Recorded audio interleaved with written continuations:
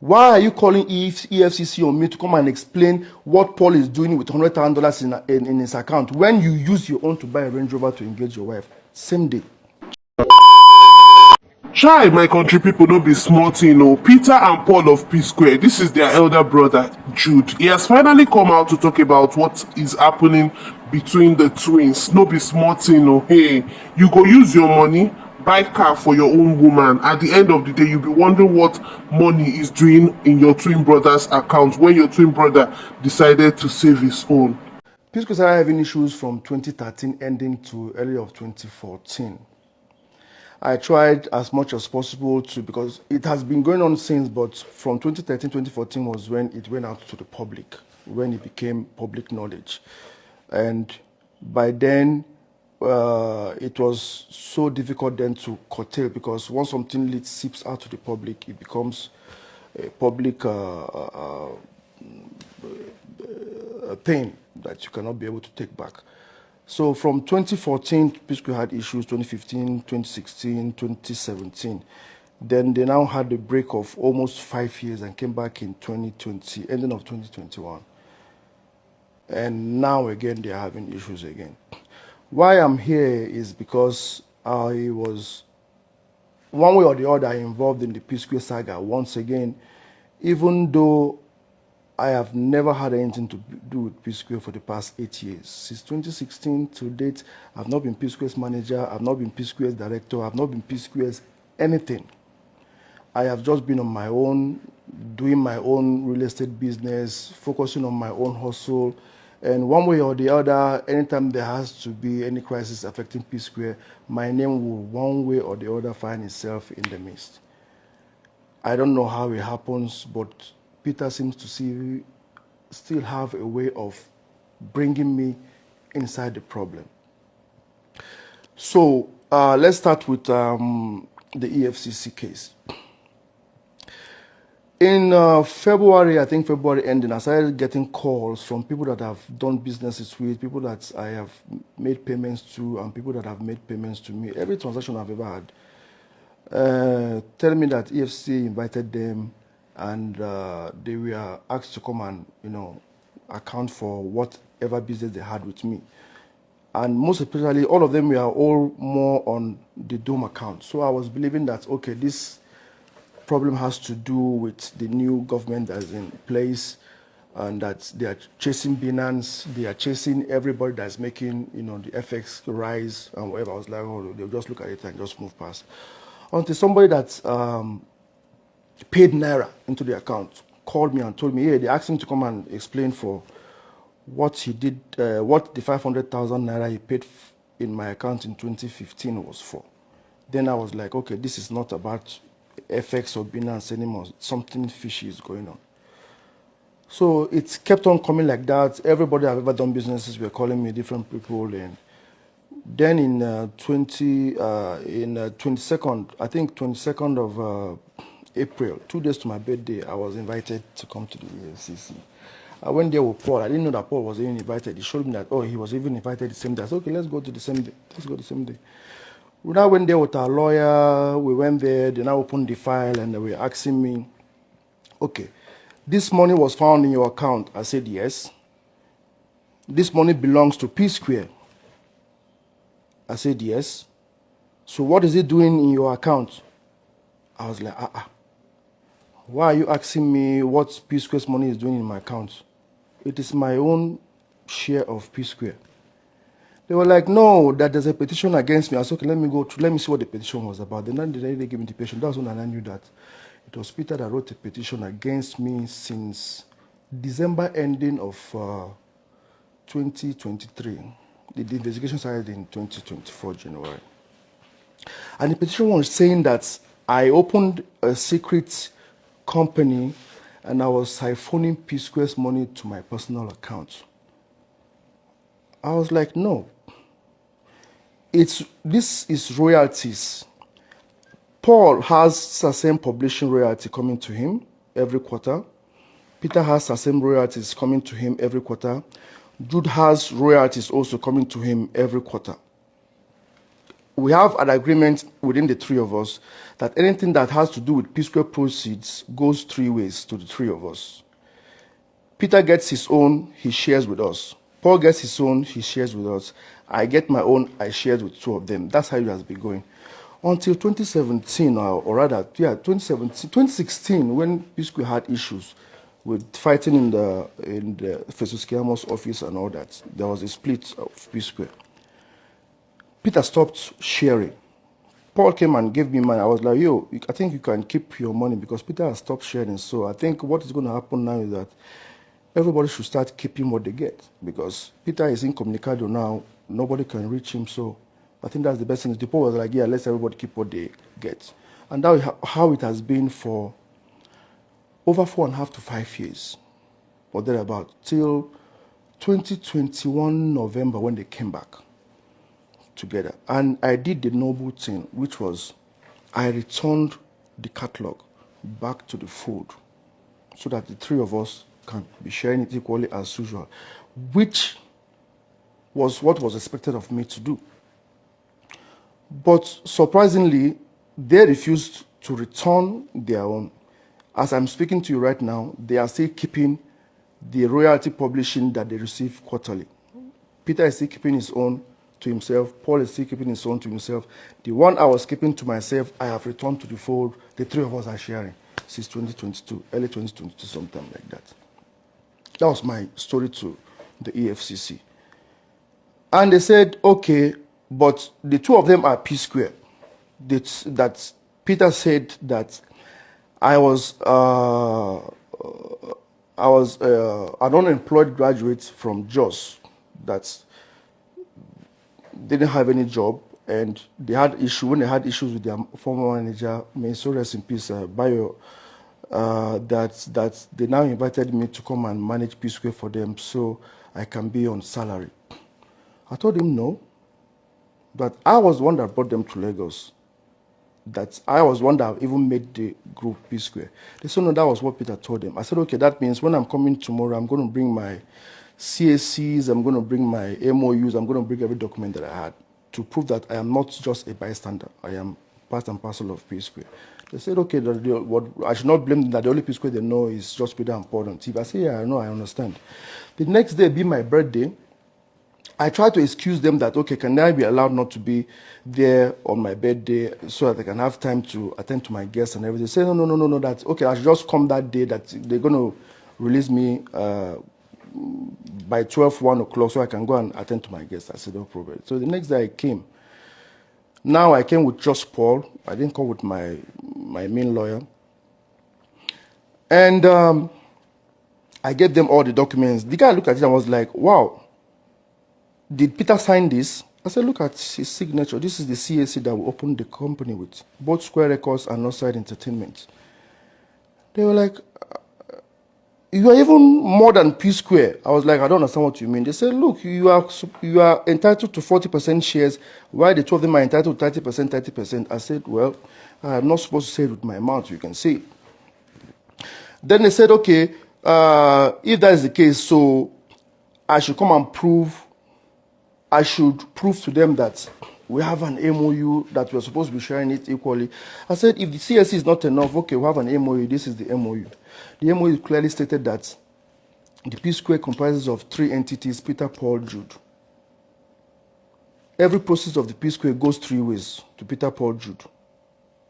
Nobody has the right to take every P-Square song, catalog, video, likeness, image, outside the benefit of P-Square. So, in a nutshell, I was able to establish that I am not a bystander, that I was P-Square, that I played my role in the P-Square situation.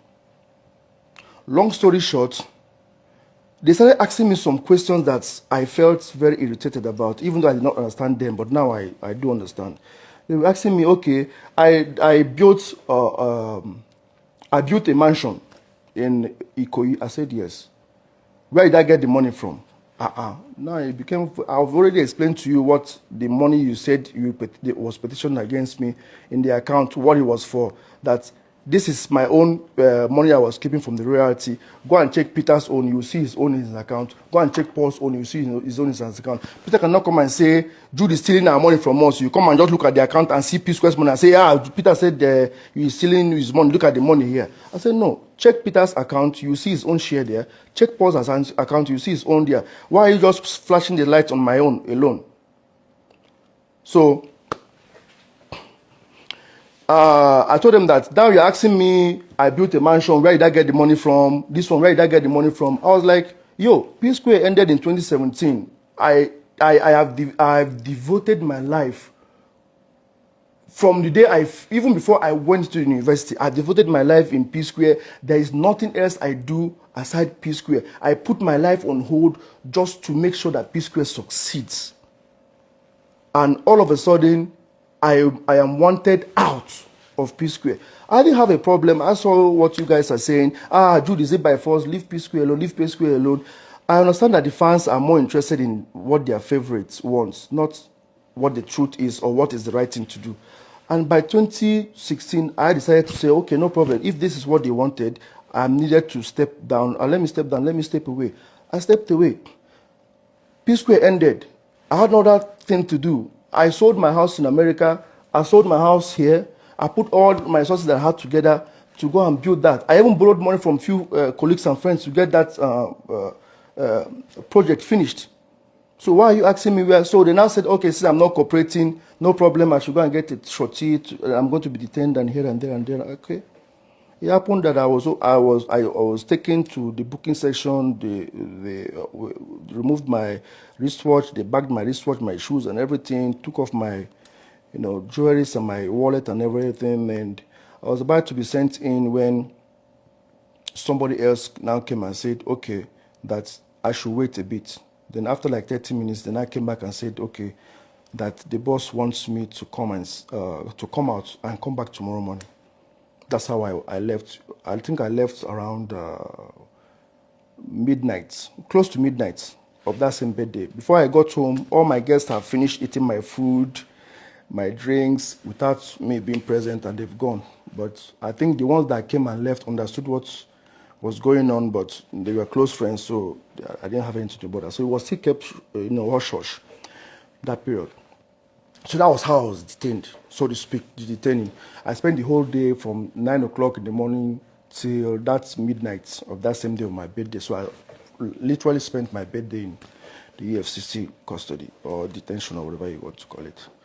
So, and I came back, I was like, okay, seriously, what is the meaning of this? Somebody is sending a petition against me that I siphoned money. It's like saying, you are accusing me of having a bag of rice that belongs to 3 of us, but you have a dozen bags of rice that belongs to 3 of us in your possession. How are you accusing me of the one that I have? Okay, if that's your case, let's go and see how it's going to end. The EFCC people wanted to keep it hush-hush until it came out in a public domain that, P-Square are now in the EFCC, they are having tussles and here and there. I had nothing to do with P-Square. I just had a petition against me about royalties.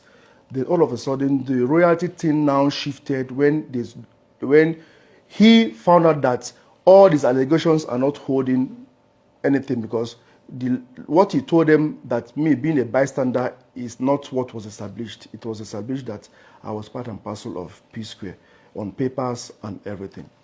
So he now went back to 2008, 2009, when we came to Lagos, the first account we ever opened, for me to explain every transaction that's ever happened in our account for over almost 19, 20 years. I can't even remember the money I spent last week. And somebody is asking me to account for money spent 19 years ago, what it was for. Every money that has my name on it in the account must be explained. I was like, okay, no problem. Let me get it. Let me see what I can be able to do with that. I was able to, by his grace, have, if not all of them, most of the accounts that he was pointing at. Most especially, there's this 3 that he was mentioning, I think that was how you were trying to get Paul involved in the whole thing, saying that me and Paul were sharing monies without giving him his own share. He now pointed out where there was an account where Paul had $100,000 and there is none for him. Another place where Paul had $150,000, there was none for him, and one of whatever. Then I was like, okay, let me go and look at it and find out what, because it's been like, that was 2013 and 2014. I said, let me go and check it. That was over 10 years ago. 2-3 days later, I came back with my defense and I was like, this $100,000 he's complaining about was exactly the same day he got engaged to his girlfriend, then girlfriend, now wife. He bought a Range Rover for her, same day, same time. Paul did not buy Range Rover for anybody. He said, Jude, put my own in my own account, and I did that. Why are you calling EFCC on me to come and explain what Paul is doing with $100,000 in his account when you use your own to buy a Range Rover to engage your wife? Same day. The second one of $150,000 was on the middle of January 2014. You told me you wanted to buy a Bentley. I gave you $200,000. Paul said, I'm not buying a Bentley. Put $150,000 in my account and send me $50,000 to go to America to catch fun with. And now you are asking me to come to EFCC to come and explain why Paul has $150,000 in his account and you don't have yours. Paul has $150,000 in his account. You had a Bentley.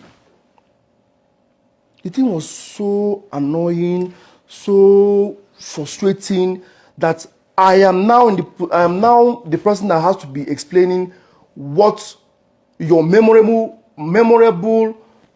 times, periods are supposed to be for you. Am I supposed to be the one to remind you of when you engaged your wife with a Range Rover? That was when Paul had his money. The data is very clear there. Am I supposed to be the one to tell you that you bought a Bentley? You bought a Bentley, Paul did not buy a Bentley. That's why Paul had $150,000 in his account. Now, I am now heading the EFCC to come and be explaining that. That I'm giving Paul that amount, then I'll go behind and share it with Paul.